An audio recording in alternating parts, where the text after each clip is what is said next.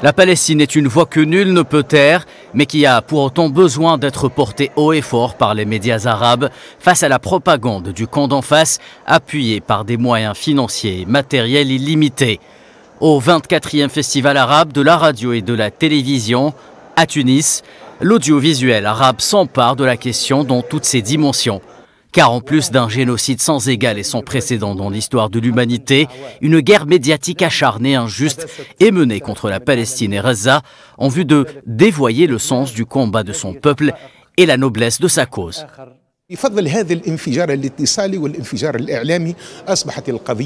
Grâce à ce boom médiatique, la cause palestinienne est en tête de l'actualité et elle a pu profiter de cela. Il faut le dire, et ce malgré l'ampleur de la catastrophe et de ce qui est arrivé aux Palestiniens. La bataille n'est plus que militaire, mais c'est aussi une bataille de l'information. Au 24e Festival de l'ASBU, l'accent est mis sur la coopération et le travail commun au niveau de l'audiovisuel arabe pour une action ciblée et efficace qui garantisse à la Palestine son droit à l'information partiale et non biaisée.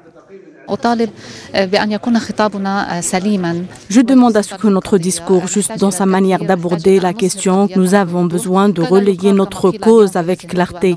Nous ne pouvons pas, par exemple, laisser dire que 1200 personnes sont mortes le 7 octobre et occulter tout ce qui s'est passé avant. Le mouvement de la normalisation a dynamité la position arabe, si tant est qu'il existe une opposition arabe unifiée, et a fait beaucoup de mal à la cause palestinienne, d'où l'opération déluge d'Al-Aqsa qui a remis les pendules à l'heure. À Gaza, le prix de la vérité coûte cher.